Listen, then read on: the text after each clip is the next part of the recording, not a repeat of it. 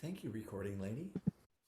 Good morning, CSL Tucson. I'm so grateful to be here. Thank you, Reverend Janice.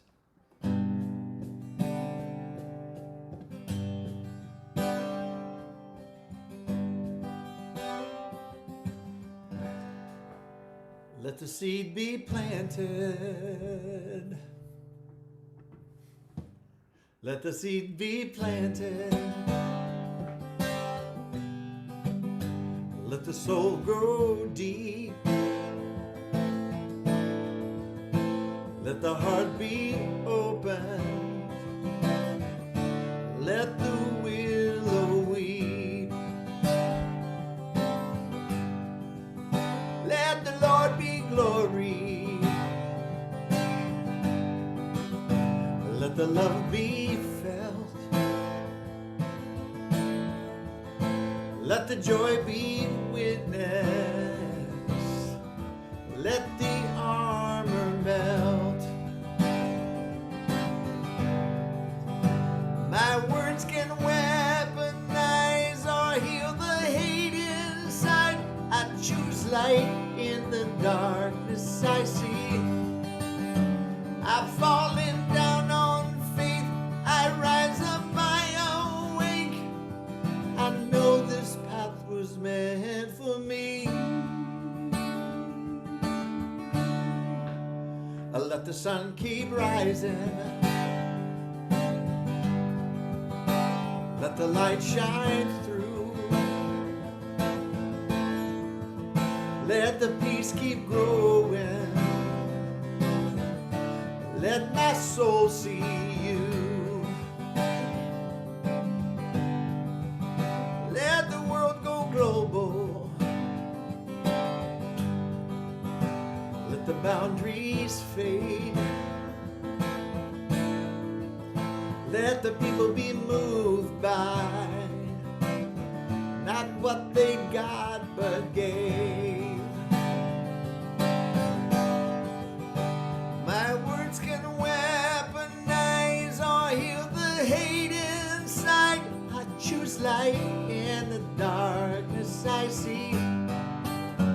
I've fallen down on faith. I rise up, I awake.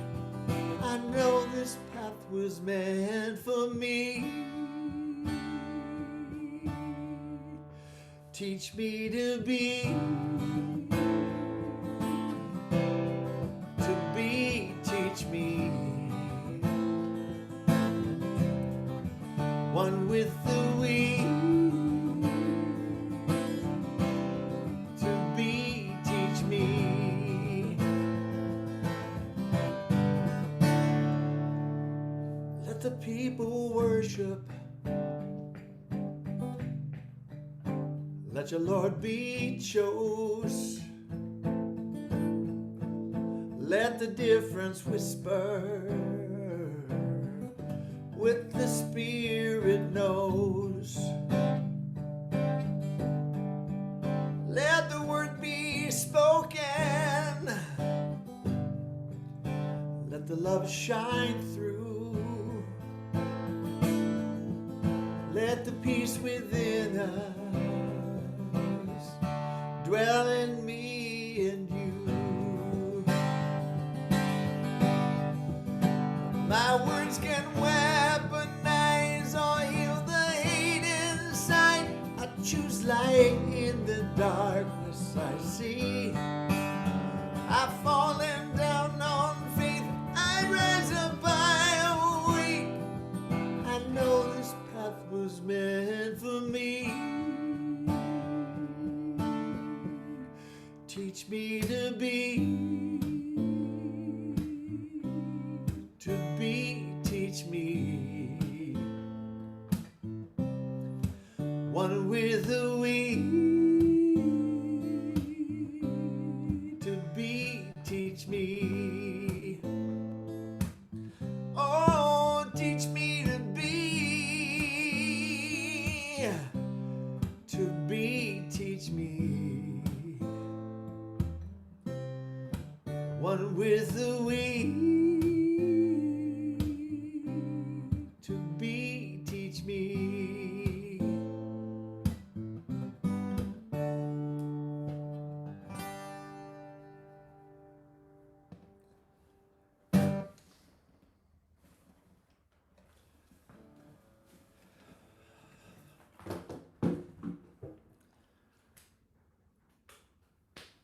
So once again, good morning. Thank you, Reverend Janice, for having me. Thank you, CSL Tucson, for having me, for being here, for participating.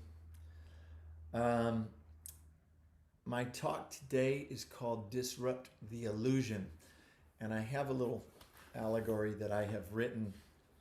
I wrote it a few years ago. So stick with me on this. It's it's called Its Shadow. And I'm trusting you'll follow this.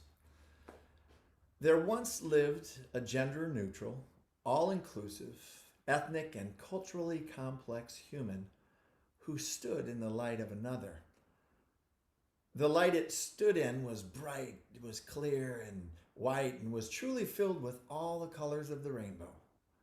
It loved this light and would bask in it. It fed it. It kept it warm and safe. The light gave it a feeling of security. The light gave it confidence, and it walked tall in the light of another. While it felt brave and confident in the light of another, it began to notice that it was being followed by a shadow. It did not like the shadow. The shadow made it feel sad, and it began feeling guilty and ashamed of its shadow. It felt bad because it witnessed no shadow in another, only light. It didn't understand where the shadow came from, and it tried to avoid the shadow. It tried to hide the shadow, but it never tried to ask the shadow to go away. It avoided the shadow, but the more it focused on the shadow, the larger the shadow grew. The larger the shadow got, the further it got from another whose light still shone so bright, never revealing a shadow. It only witnessed its own gender-neutral, all-inclusive, ethnic, and culturally complex shadow. It got so far from another that soon it was in total darkness, where it could no longer see itself or its shadow, only darkness. The darkness spoke to it. "Hey, you of little light, why have you come so deeply into the shadow and darkness alone? Very few venture into the shadow this deep." And it said in return, "I once was in the light, and the light shone upon me like 1,003 suns. The light warmed me, the light fed me, and made me feel safe and confident. Then one day I turned and began to see you. At first it was but a slight, and I became conscious of you. I became embarrassed by my shadow because I stood in the light of another who had no shadow. I fed on their light, and my shadow became my shame. So I moved further from another, ashamed of my shadow.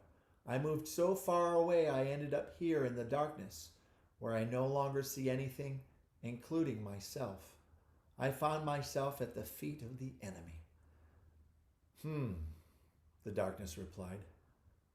"What an opportunity. You ventured into this moment in your life to sit in the darkness, the seed of all that comes to be, the womb of all that births itself to its greatest next yet to be conscious and aware at the same time, to begin to recognize the light you are rather than the light you've been scrambling to attain from another." It was slightly confused and replied, "I'm confused. Are you suggesting that I've been stealing the light all this time from another?" The darkness felt only compassion for it. Like so many more who stood in the light of another, they thought the manifestation of all they could see was the seed of their content. They had no idea that the darkness was the most fertile, creative space from which all else came to be. They thought the darkness was to be avoided. They thought the darkness was the enemy. But out of the darkness comes the light. The darkness said, "Walk with me." New seeds germinate in the darkest of darkness. They find the inner light to begin their journey. They plant seeds in the rich soil of the darkness. They sprout like a newborn babe out of the darkness that never seems to want to end. The darkness suggested all of this to it. You are a manifestation that was birthed out of the darkness, a seed of sweet soul wanting to express more of itself, never less. You can stand in the light of another, or you can find the smallest point of light within you and grow from the inside out. It was in awe. It thought the darkness the most fervent opponent and came to realize there was solace in the darkness. It began to realize the shame was shifting because it had held hands with the darkness, and it began to understand the purpose of the darkness. It befriended the darkness, and at the same time it could feel the warmth of light indwelling beginning to grow from the inside out. And then it knew the shadow would be welcome wherever it would end up in its gender neutral, all-inclusive, ethnic, and culturally complex world. So I hope you were able to follow that. My name is Jami Lula, for those of you that don't know. And this is the story. A straight white male, privilege, molested, philandering father, philandering son, alcoholic, drug addicted, sex addicted, lazy and depressed, musician, which could have summed it all up in a word. It's a story that I've been building for a really long time in my life. It's a narrative that has run my life. It's a narrative that I have bought into. It's not the truth of who I am, but it's the way that I was raised. It was what I'd seen. Until I got to Agape in 1994, and I heard Michael Beckwith speak, and all of a sudden it made sense. It all made sense. God was not out there. God was within me. And I'm another aspect of that infinite presence of love that we call God or Spirit or the universe or however you frame it.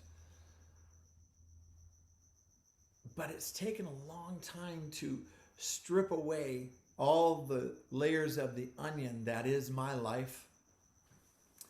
And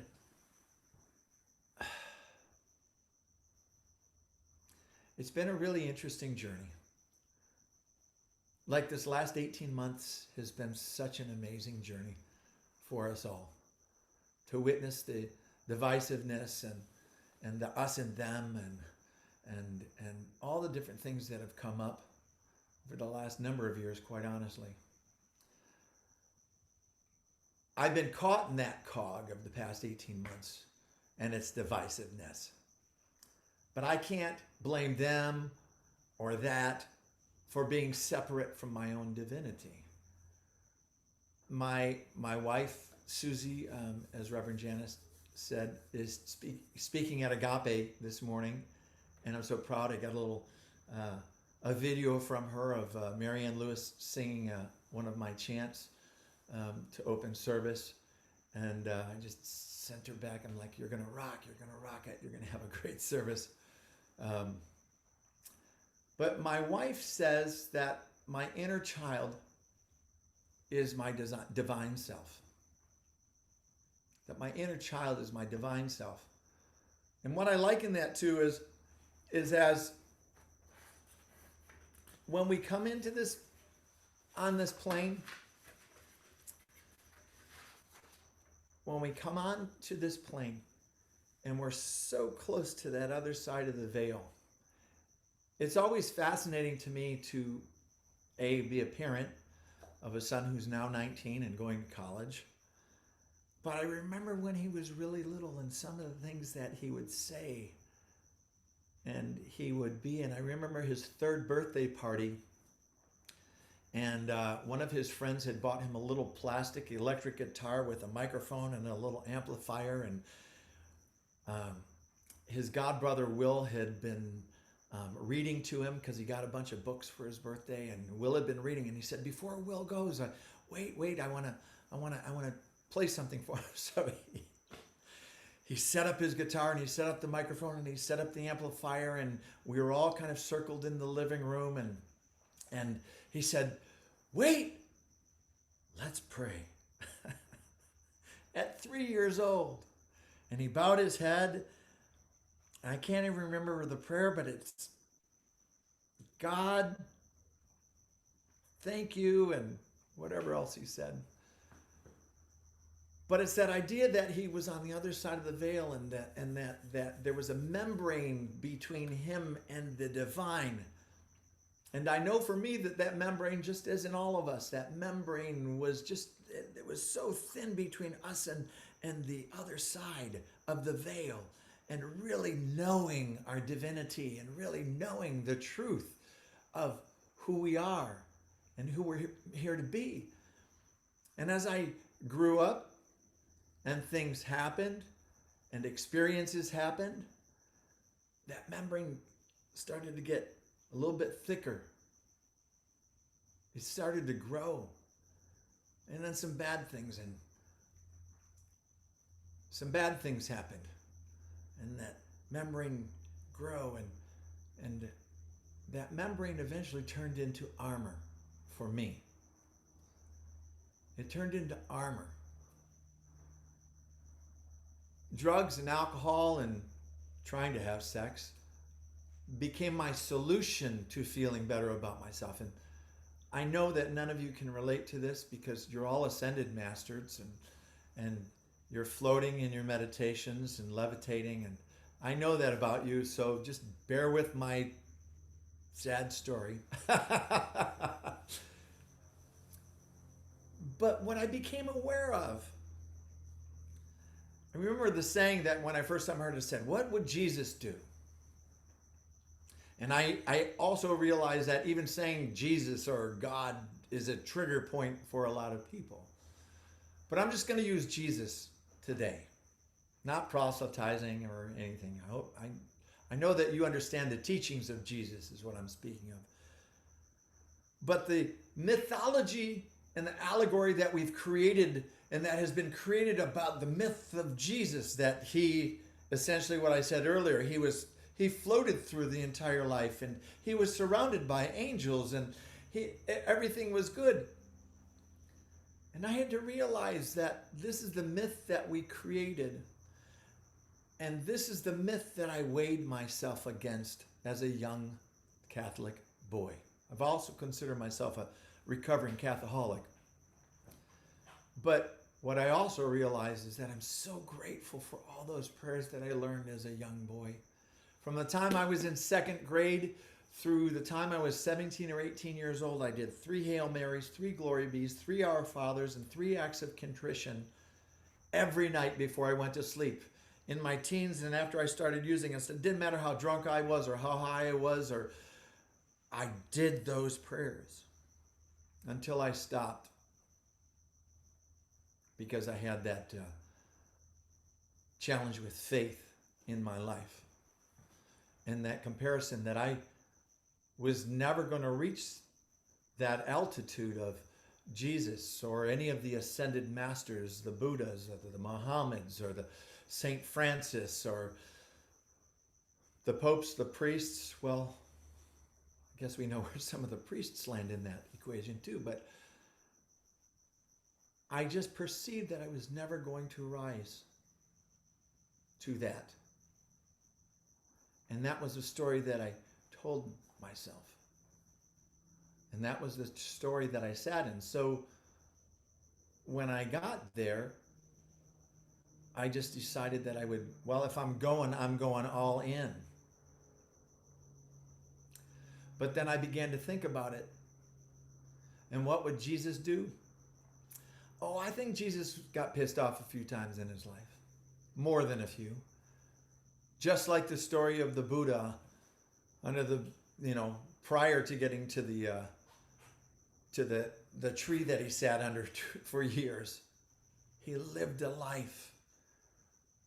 And it wasn't the angelic ascended aspect of himself. It was that he was bringing humanity into the recognition of that divinity within, and that the humanity that we've lived, the times that we've fallen down, the times that I have made poor choices in my life, whether it's an infidelity or getting loaded or taking something that wasn't mine, wasn't the truth of who I am. It's what I'd done. It's only what I'd done. And my goal and my desire in life was to get back to the truth, to shed the armor that was protecting me. Rumi supposedly said the wound is the place where the light enters you. The wound is the place where the light enters me. The wound is the place where the light enters all of us. And I suggest, and I had a student many years ago that I spoke to who was just a lovely young woman, very talented. And I suspect that she had some pretty dark stuff in her past, but she just hated herself. And I reminded her, like I said in the song and in the story, that those seeds of love that are in the darkness, they germinate at such a depth in order for us to meet the sun when we break through the surface of our transgressions or our shame or our doubt or our fear or our addictions. So I'm aware that those seeds have been germinating in all of us. And the darkness is not, and the shadow is not the enemy. The shadow for many of us was a survival technique. I know that I drank and used for many years as a teen, as a young adult, and it wasn't until I was in my late 30s that I uncovered having been molested by an uncle. I mean, I had buried it so incredibly deep. And I look back and I realized for me that what had happened was that my drinking, my using, my acting out was a survival mechanism. But my desire was to know God. And the God that I had learned about growing up was a God out there. It was a punishing God. It was a God that I would never attain. And then I got to agape. And I got to religious science. And I recognized that infinite presence of love that we are all made from and out of is within me and as my very life. And God so loved the world that it created each one of us to express more of itself, not less of itself. So my desire is to take anything that's happened in my life, the shadow aspects of my life, and find ways to use them to be of service in my life. It comes out in my songs a lot. It comes out in all the various places where I end up speaking. Or I worked with the teens from 1998 through 2010, the teens of Centers for Spiritual Living. I got to do music. I had a really amazing experience at Asilomar back in August with one of my teens who's now 38 years old. And she was at my very first camp in 1998 at Fullerton, at the college in Fullerton. And we ended up walking. We ended up taking a walk along the ocean. I don't know how many of you have been to Asilomar, but it's in Pacific Grove, right just south of the Monterey Bay. And we walked like a 5-mile walk along the ocean. And I listened to her story. I listened to the story of how she lost her boyfriend in a tragic accident when she was 18 or 19 years old. and how she spiraled down and ended up using drugs, ended up she said, I immediately became a blackout drinker and then got into methamphetamine. And now she's got 8 years of sobriety. And she moved to Hawaii. And she's a social worker, and she works with vets with PTSD, and she works with sexual trauma victims. But it was fascinating to hear her talk about her life and where she came from. And it was a deep honor to find out that my music had actually been part of the healing part of her life. And I say this not to pat myself on the back for my music, but to say we never know where we're making a difference by being authentic in our lives, by sharing our story. I trust that there's probably some folks that have been in 12-step in this congregation, or maybe not, because you're all ascended masters. But I trust that because that's where I learned about service. Getting sober, and it's like, okay, I want to stay sober. I want to be abstinent. My job is to serve. And it gave me the desire within my life. How can I serve? What can I do today to leave the world a little better? That's always my prayer. That's always my prayer before I sing, before I speak. What I'm aware of is that we're all here to uncover the truth of our essence. And my question for today is, how can I change the narrative of my life? How am I willing to change the narrative of my life? Am I willing to see the divine just as I am, right where I am, no matter what I've done, no matter who I've done, no matter where I've done it? Am I willing? The power of this movement and this teaching,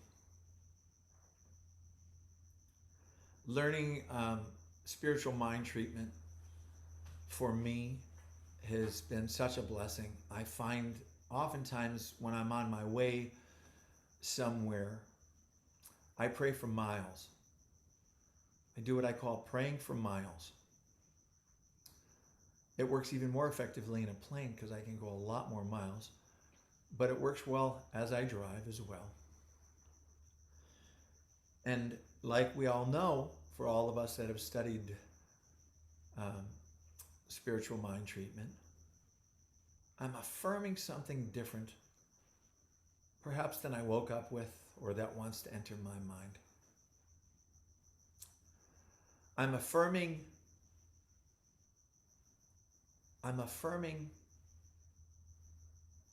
not only that life is good no matter what it feels like,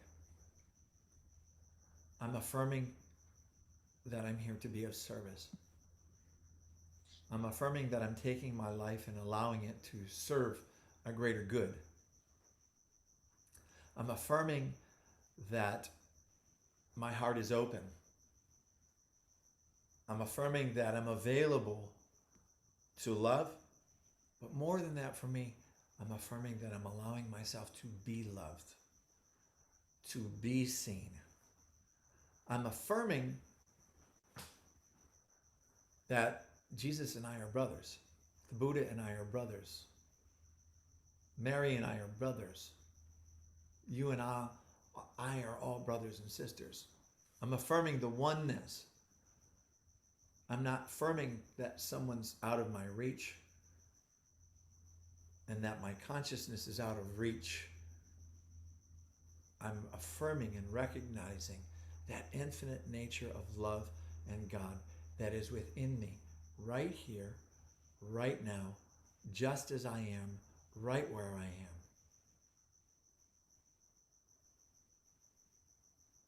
So I want to sing another song for you. And then I'll pray out.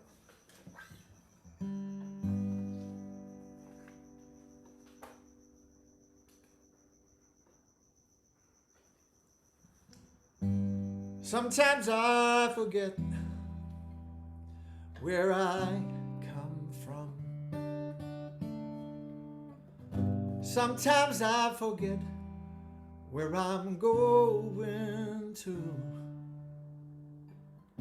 Sometimes I get so confused I lose my way. Sometimes I don't know what to say. Then I remember there is nowhere that God is not. No, no, no. There is nowhere that God is not. There is nowhere that God is not. No, no, no. Everywhere I am, I know what I've got.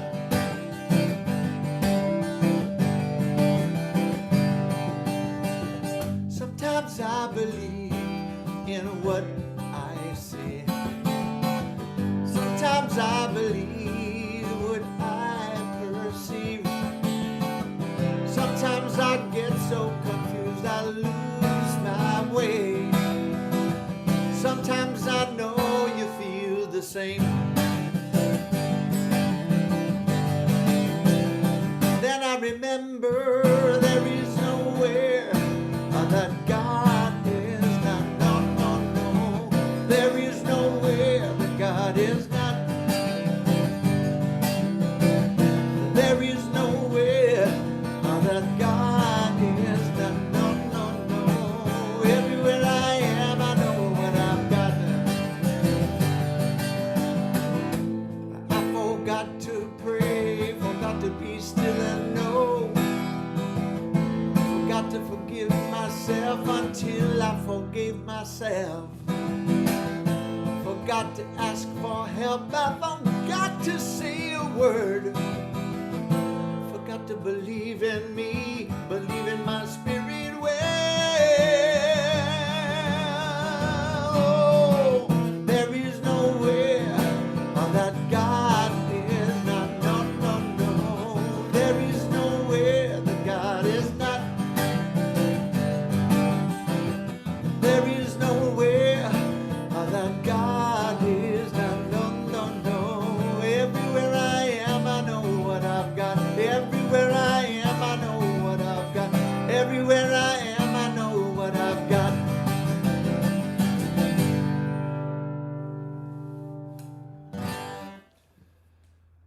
Oh.